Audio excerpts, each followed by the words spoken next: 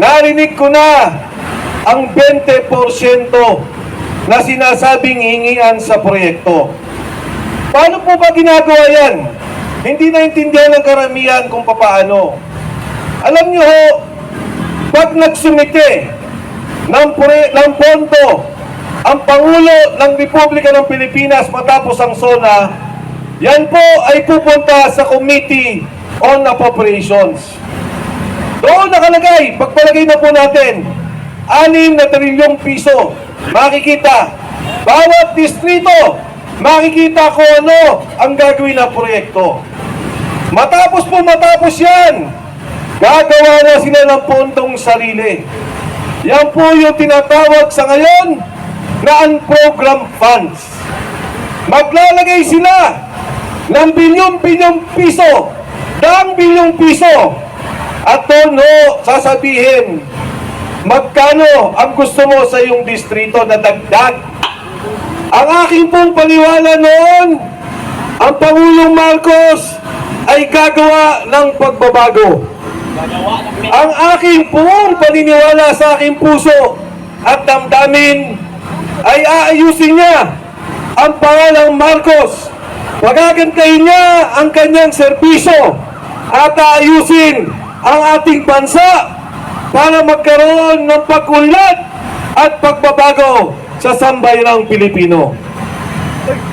Noong unang taon pa lamang po nang umupo si Saldico bilang Committee on Appropriations, at ako din po naman ay kasama sa Kongreso, hanggang ngayon napakarami ko pong kaibigan na naninilbihan sa loob ng mababang kapulungan.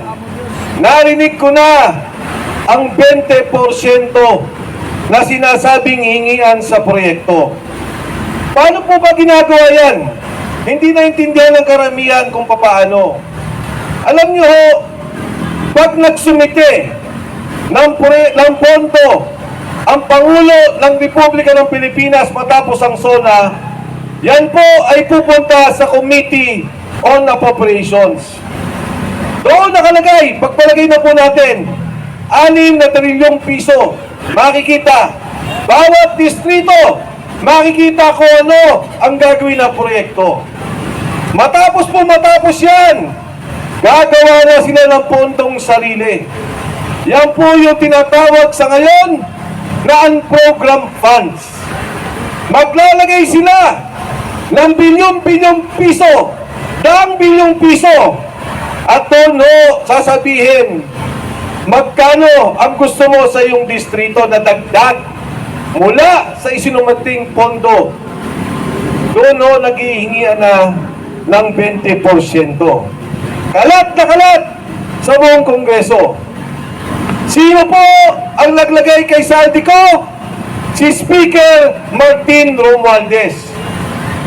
At sabi nga po nila, noong unang taon ng pondo na ginamit na pinamimigay, magmula sa perang binubulsa nila at perang inaabot sa bawat congressman, wala pong iba nagsabi kundi si Toby Chanco, nakamag-anakan ng presidente. Ang sabi niya, ginamit ang pondo, ang pagbibigay ng proyekto para i-impeach ang Vice President Sara Duterte. Hindi dahil sa pagkakamali, hindi dahil sa prinsipyo, hindi dahil sa pininiwala ng korupsyon, kung hindi napili ang bawat miyembro ng Kongreso para pirmahan ang impeachment na yun. Ngayon pumunta tayo kung bakit ako nasama sa isyong to. Ang katotohanan ayaw ko lang tumakbo.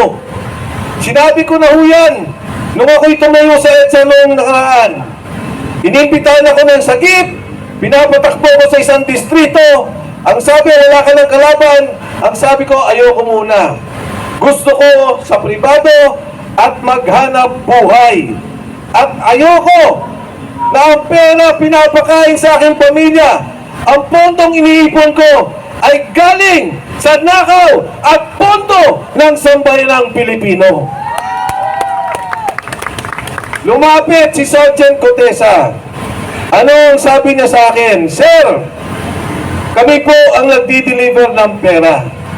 Nagulat po ako. Sabi ko, totoo ba yan, Sarge? Opo.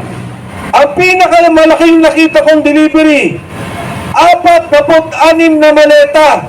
Nagkakahalaga, humigit kumulang 2.5 billion. Isang delivery lang na ginawa nila.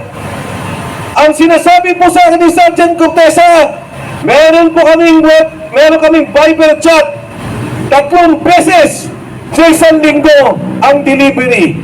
Ban-ban po kami, 2, 3, 5 kung ilan ang kailangan para mag-deliver ng pera. Ano ang pangalawa niyang sinabi?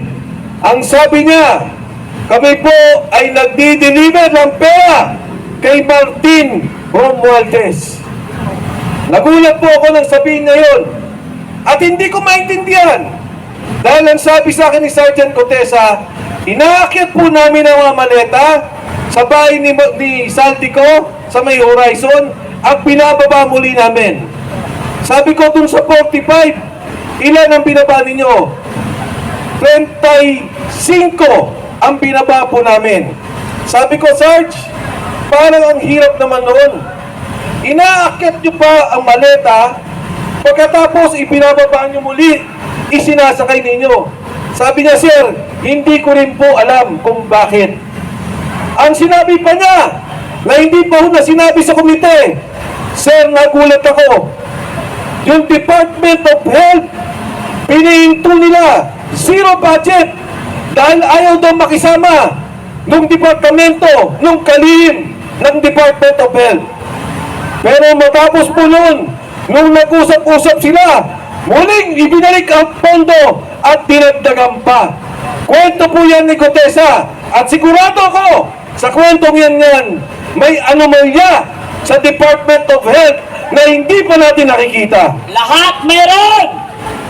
Mga kasama, ng panahong yun, ang panawagan ko, imbestigahan si Martin Romualdez.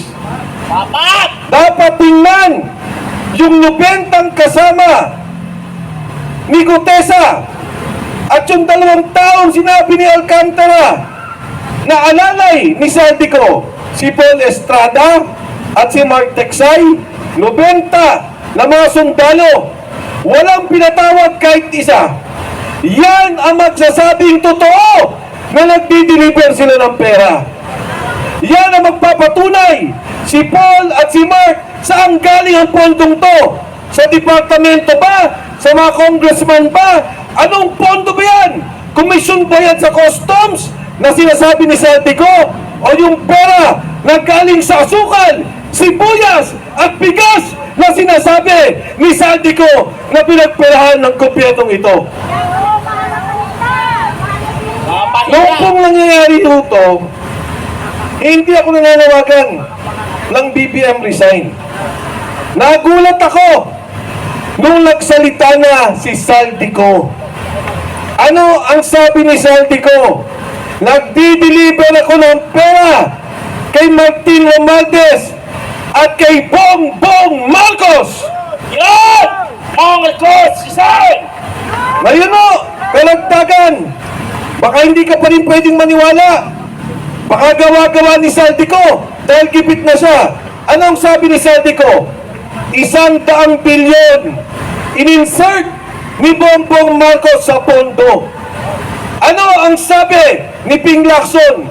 Totoo yan! May pondo! Pero hindi ikaw ang nag-deliver ng 25 billion kay BBM. Ang nag-deliver ng pera ay si Yusek Bernardo kay Secretary Bersamin at kay Secretary Pangandaman. Ano po ang ibig sabihin nito?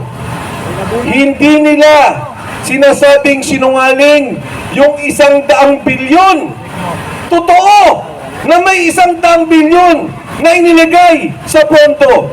Inilabas ang listahan at wala po silang masabing nagsisinungaling si Saltico.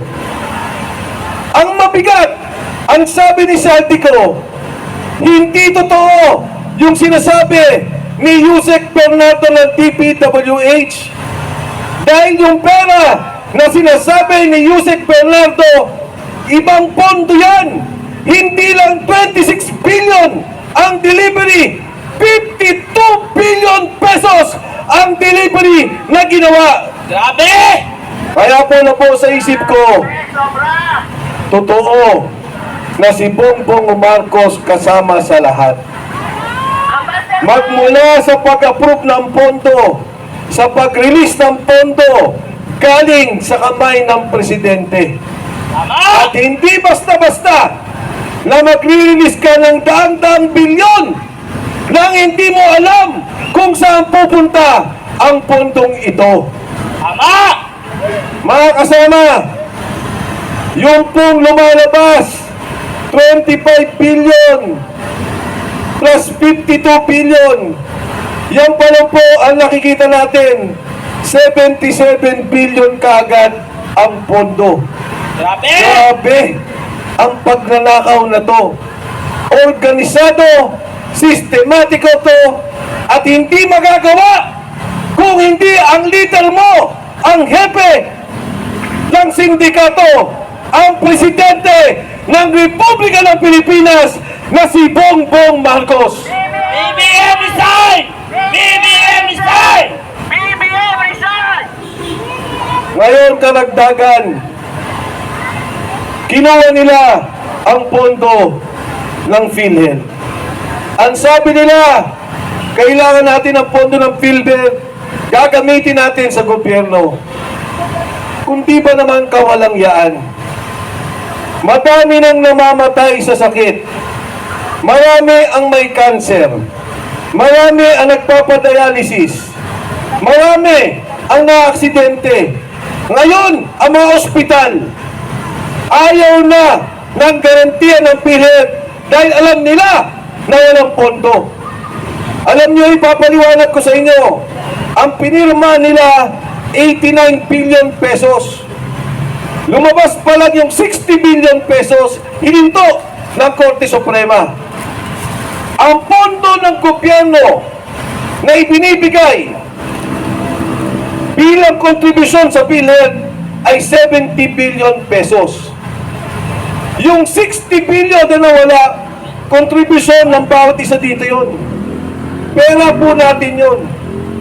Kaya may nawala na 60 billion, hindi pa nagbigay ng 70 billion, 130 billion ang nawawalang pondo sa programang pangkalusugan. Bilang paliwanag, alam niyo po, pag nagpunta ka ng Thailand, na ospital ka, kahit anong sakit, ang pinabayaran mo lang 10% dahil may pondo ang kanilang programa. Magpunta ka sa Singapore, pag ikaw ay na-ospital at ikaw ay isang Singaporean, wala ka nang binabayaran. Zero.